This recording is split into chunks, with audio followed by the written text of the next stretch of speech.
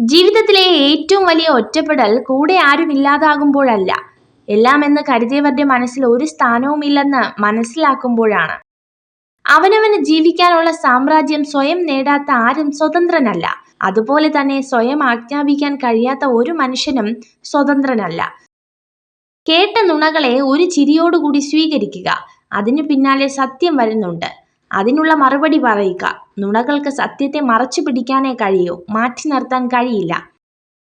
നമ്മുടെ ആശയങ്ങളും വിശ്വാസങ്ങളും അടിയുറച്ചു നിൽക്കുക. മറ്റൊരാൾക്ക് വേണ്ടിയും ഒന്നും മാറ്റേണ്ടതില്ല.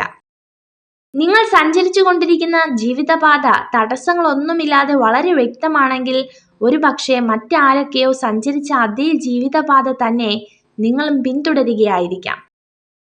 വാസ്തവത്തിൽ അസാധ്യമെന്നൊരു കാര്യവും ഇതുവരെ ലോകത്തുണ്ടായിട്ടില്ല എന്നുള്ളതാണ് പരമാർത്ഥം. അഥവാ എന്തെങ്കിലും അസാധ്യമായിരുന്നുവെങ്കിൽ ഈ ലോകത്ത് ഒന്നും തന്നെ സംഭവിക്കില്ലായിരുന്നു. നിങ്ങളുടെ ചുറ്റിനും നിങ്ങൾ കാണുന്നതും കേൾക്കുന്നതുമെല്ലാം യഥാർത്ഥത്തിൽ നിങ്ങളോടൊപ്പം ഈ ലോകത്ത് ജീവിക്കുന്നതോ ജീവിച്ചിരുന്നതോ ആയ പലരുടെയും കഠിനാധ്വാനത്തിന്റെ ഫലങ്ങളാണെന്ന് തിരിച്ചറിയുക.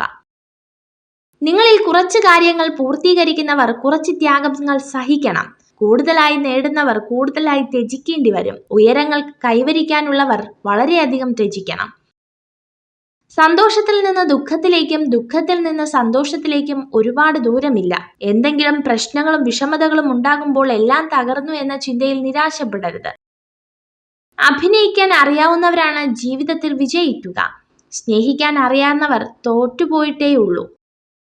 ആഴത്തിൽ ഇറങ്ങിയാൽ പിന്നെ പറിച്ചു മാറ്റാൻ പാടാണ്, അത് മണ്ണിലായാലും മനസ്സിലായാലും.